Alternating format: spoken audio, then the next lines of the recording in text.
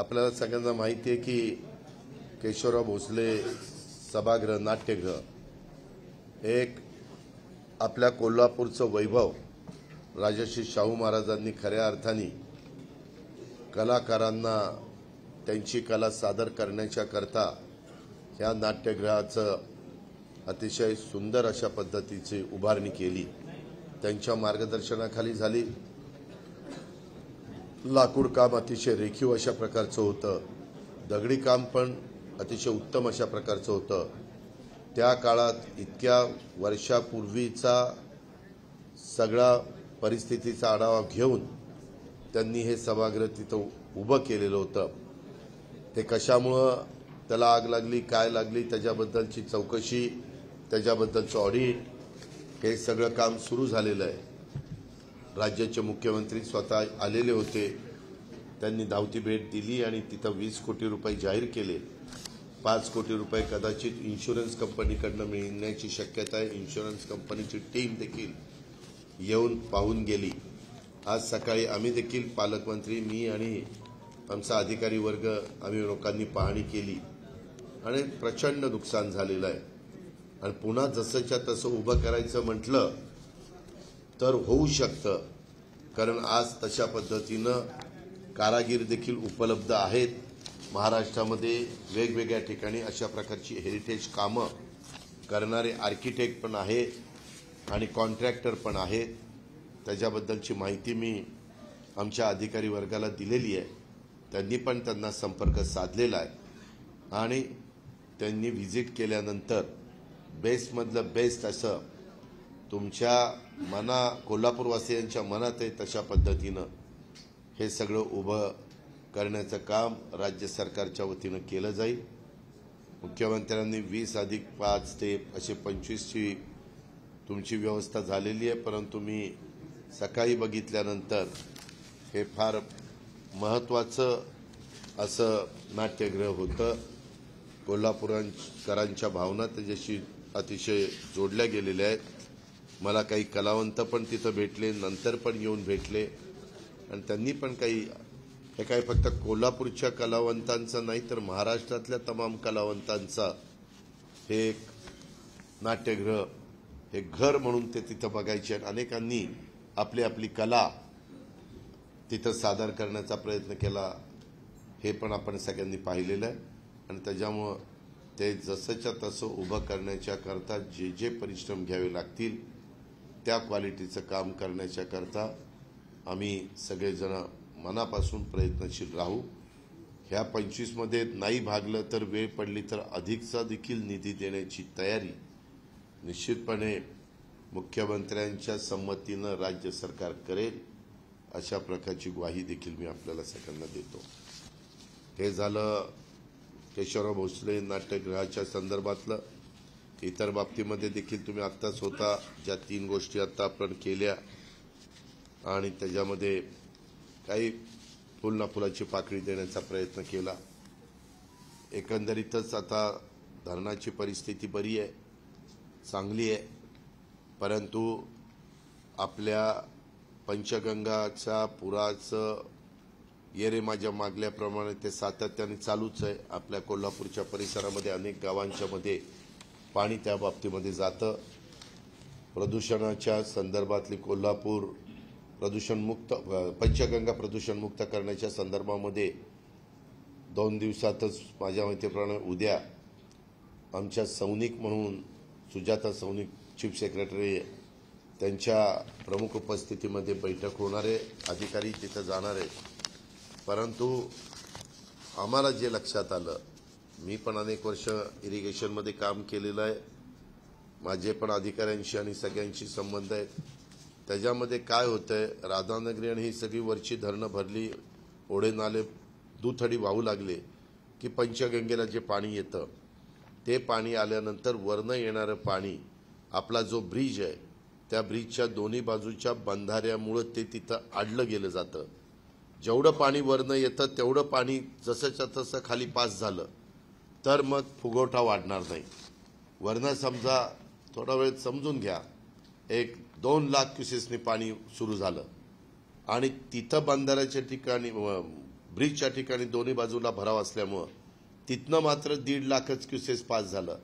तर 50,000 क्युसेस पाणी सेकंदाला वाढत वाढत वाढत वाढत जातं आणि मग वर पाऊस कमी झाल्यानंतर मग ते हळूहळू कमी होतं. ही त्याच्यामागची कारण आहे. इतर पण पुढचं आलमट्टी वगैरे, परंतु आता कर्नाटकच्या लोकांनी आलमट्टीच्या बाबतीमध्ये देखील ज्या वेळेस आपण तिथं आपला एक एक्झिक्युटिव्ह इंजिनियरच ठेवलेला आहे आणि आपले प्रशासन पण नेहमी ताबडतोब संपर्क साधून असतं. यावेळेस मात्र त्यांनी टोकाची भूमिका न घेता आपण 3 लाख सोडा की ते 3 लाख सोडायचे, 3.25 लाख करा, 3.25 लाख करायचे, 2.25 लाख करा, 3.25 लाख करायचे, अशा पद्धतीने त्यांनी थोडीशी समंजस भूमिका घेतल्यासारखं चित्र यावेळेस पाहायला मिळालेलं आहे. हे पण नाकारता येणार नाही. आणि म्हणून गडकरी साहेबांना पालकमंत्र्यांनी मध्ये पत्र दिलं की हे दोन्ही भराव्याच्या बद्दल अधिकची रक्कम लागते. आम्ही काहीतरी 3,200 कोटी रुपये वर्ल्ड बँकेकडनं आपल्याला त्या कामाच्या करता मंजूर झालेले आहे. परंतु हे जे काही आत्ताचं मी बोललो तशा पद्धतीनं ते करावं लागणार आहे. पालकमंत्री म्हणून मुश्रीफ साहेबांनी त्यांची जबाबदारी पार पाडलेली आहे. माझे पण दिल्लीला गेल्यानंतर किंवा मुंबईत कधी गडकरी साहेब आल्यानंतर भेट होते. मी जरूर तशा पद्धतीनं भेटून आल्यानंतर त्यांना ही गोष्ट लक्षात आणून देईल किंवा फोनवर पण संपर्क साधून त्यांना ह्या गोष्टीची आठवण करून देईल. मी आपल्याला सांगू का, ज्यावेळेस मंत्रालयाला आग लागली त्यावेळेस 2 मतप्रवाह होते. त्यावेळेसचं गोष्ट सांगतो कारण मी पण तिथं होतो. तर अर्धवट जळालेली वास्तू पुन्हा जशीच्या तशी उभी करायला जास्त वेळ लागतो. सगळी वास्तू उतरून पुन्हा पहिल्यासारखी करायला कमी वेळ लागतो. आमचे तिथं 2 प्रस्ताव होते की आपण आता मंत्रालय जळालेलं आहे तर आपण मंत्रालयाच्या जागी पुन्हा आपला तिथं महात्मा गांधींचा पुतळा आहे तिथपर्यंत आपण वाढवायचं आणि त्यावेळेसचे डिपार्टमेंट, नंतरचे डिपार्टमेंट, वाढलेली लोकसंख्या, वाढलेली सगळे मतदार, प्रशासनाचे वाढलेले अधिकारी कर्मचारी, हे सगळं बघता ते कमी पडत आहे. तर एकत्र करू. जसं भारतामध्ये काही राज्यांमध्ये नवीन मंत्रालय करण्यात आलेली आहे किंवा विधान भवन पण करण्यात आलेली. तुम्हाला बेळगाव जवळ आहे, बेळगावला पण जे विधान भवन केलं ते आपल्या BG शिर्केंनी केलं. अप्रतिम अशा प्रकारची वास्तू उभी केलेली आहे. तसा आम्ही प्रयत्न केला पण त्यावेळेसच्या मुख्यमंत्र्यांनी सांगितलं नको, आपण आहे तेच दुरुस्त करू आणि ते दुरुस्त करायला उलट आम्हाला जास्त वेळ लागला. आता आम्ही ज्या आर्किटेक्टची नावं सुचवलेली आहेत त्याच्यामध्ये आमच्या प्रशासनाने सुनील पाटील म्हणून आर्किटेक्ट कोल्हापूरचे आहेत, राहतात पुण्याला. त्यांनी पण अनेक कामं आमच्या सरकारच्या इमारतींची केलेली आहे, शासकीय विभागांची केलेली आहे. तर त्यांचंही काय मत आहे, आम्ही काही हेरिटेजची कामं करणारे आर्किटेक्ट सुचवलेले आहेत त्यांची पण काय मतं आहेत वगैरे, असं सगळं बघून मी तुमच्या मताशी 100% सहमत आहे. आम्ही त्याच्यामध्ये काय करू शकतो, चांगल्यातला चांगला कॉन्ट्रॅक्टर कोण बाबा, तर चांगले कॉन्ट्रॅक्टर म्हणजे टाटा, शापूरजी पालनजी, L&T, हे सहसा एक चांगले कॉन्ट्रॅक्टर म्हणून त्यांची ओळख आहे. तशा पद्धतीनं करून कसं वेळेमध्ये पूर्ण करता येईल ते करू. आणि काम करत असताना निधीची कमतरता आहे म्हणून काम रेंगाळलं ही गोष्ट होऊन दिली जाणार नाही. DPC मध्येच ह्याच्याकरता ॲडिशनलचा निधी, DPC तुमची लोकसंख्या, तुमची भौगोलिक परिस्थिती, तुमचं कार्यक्षेत्र, शहरी भाग, ग्रामीण भाग, ह्याच्यावर ते गणित असतं. त्याच्याचे अधिकचे बाबा हे केशवराव भोसले सभागृहाच्या नूतनीकरणाकरता किंवा नवीन उभारणी करता असं करून आपल्याला ते करता येईल ते आपण करू.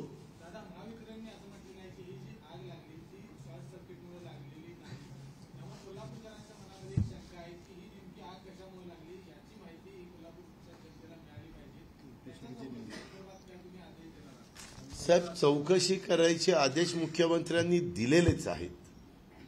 त्याच्यामध्ये अजून कसले आदेश द्यायचे, त्याच्यामध्ये फायर ऑडिट झालंय का, त्याच्यामध्ये काय आलंय, चौकशी काय केली, ह्या सगळ्या गोष्टी तर चाललेल्याच आहेत.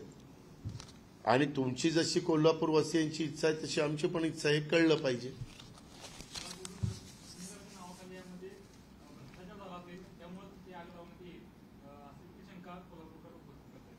नूतनीकरण कधी झालं? 12 वर्षापूर्वी, 12-13ला. 12-13ला मी निधी दिला होता. ते कारण हे काम करायला वेळ लागतो, त्याच्यामध्ये निधी दिलेला होता. आता मी उलट सांगितलं की आता इथनं पुढे ते काम करत असताना अर्थात ह्याचा निश्चितपणे हे लागला पाहिजे, छडा लागला पाहिजे किंवा कोणी त्या ठिकाणी केलं त्याबद्दल दुमत असण्याचं काही कारण नाही, कोणाला पाठीशी घालण्याचं काही कारण नाही. आता चौकशी करतात, रिपोर्ट येईल, रिपोर्ट आल्यानंतर आम्हाला पण माहिती मिळेल.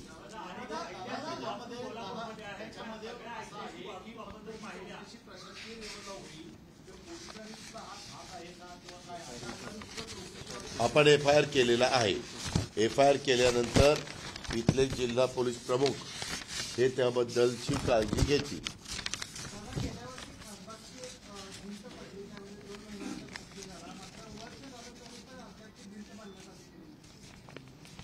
इथं ती भिंतीचं काम चालू आहे. आपण तिथं गेलं की तिथं पहा.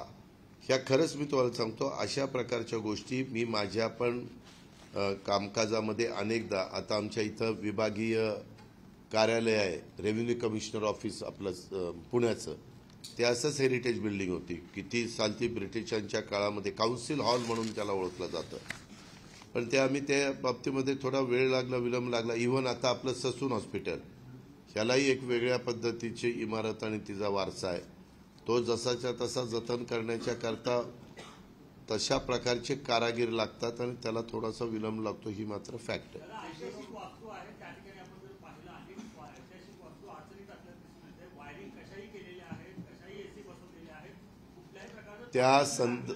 त्या संदर्भामध्ये आता ह्या सगळ्या गोष्टीची नोंद घेऊन मी पण सकाळी बघितलं. मी त्याच्याबद्दलचा सूतोवाच आयुक्तांना केला, संबंधित अधिकाऱ्यांना केला.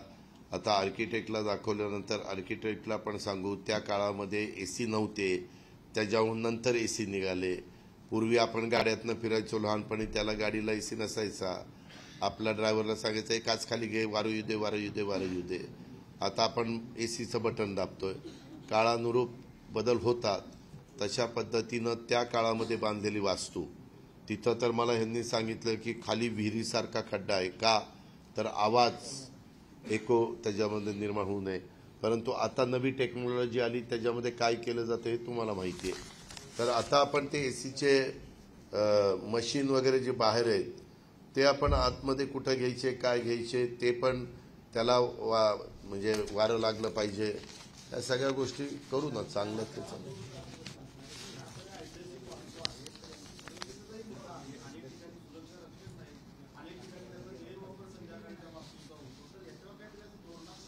हे वास्तू माझ्या माहितीप्रमाणे कोल्हापूर महानगरपालिकेच्या ताब्यामध्ये.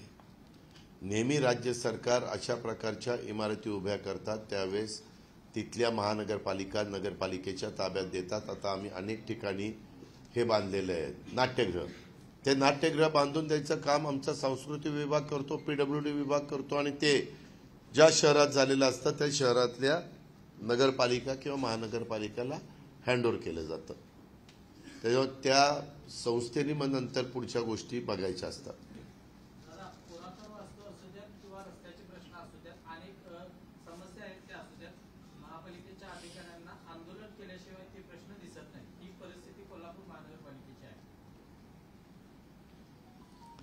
ती दुरुस्त करू आणि लवकरात लवकर कोल्हापूर महानगरपालिकेच्या निवडणुका घेऊ, म्हणजे निवडून आलेलं कॉर्पोरेटर त्याबद्दलचा निर्णय घेतील. कारण आपल्या देशामध्ये लोकशाही आहे, डेमोक्रेसीमध्ये शेवटी लोकप्रतिनिधींना महत्त्व असतं. ते जर केलं तर मग लोकप्रतिनिधी. परंतु मागं मला जे कोल्हापूरमध्ये पाहायला मिळालं, इथं 3 महिन्याला महापौर बदलले जायचे, 4 महिन्याला बदलले जायचे. अर्थात ते लोक देखील कोल्हापूरवासियांनीच निवडून दिलेले असल्यामुळे बोलणार कोण आणि कुणाला, ते प्रश्न यायचा. हा कसला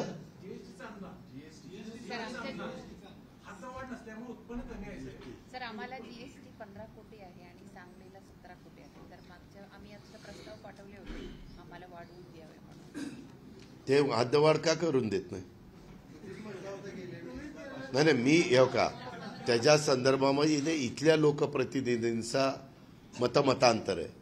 जर लोकांनी निवडून दिलेल्या लोकप्रतिनिधींचं मतमतांतर असेल तर माझ्यासारखा माणूस काय करू शकतो?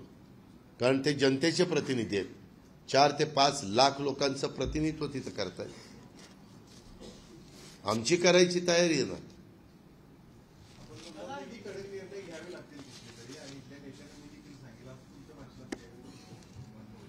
उलट आम्ही परवा ते 200 किती कोटीचं आपण कन्व्हेन्शन सेंटर मी 269 कोटीचं, पण मला वाटतं ते नियोजनकडे घेतले.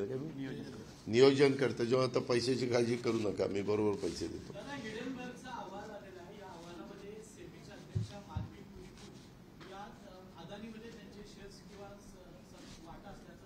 वरिष्ठ पातळीवरचे लोक बघतील. आपल्या कोल्हापूरमध्ये त्याची चर्चा करून काय, हिडनबर्ग कुठं, जग कुठं. नाही राज्य सरकारचा संबंध येतो कुठं हो? एक मिनिट, राज्य सरकारचा काही संबंध आहे का ह्याच्याशी? देशाचा संबंध आहे ह्याच्याशी. भारत सरकारचा संबंध आहे. भारत सरकारचं ज्यांच्यावर जी जबाबदारी असेल ते पार पाडतील. आता अधिवेशन चालू आहे, अधिवेशनामध्ये ह्या गोष्टीचा मुद्दा उचलला जाईल. बहुतेक यांचे प्रश्न विचारायचे संपलेले दिसते. अरे काय मग हिडनबर्गच काढलं? हा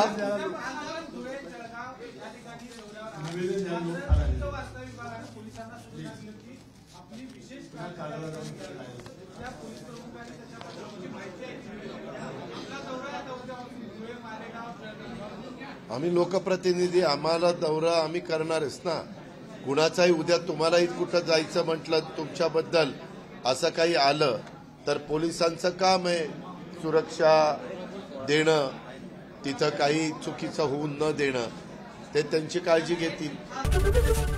एबीपी माझा, उघडा डोळे बघा नीट.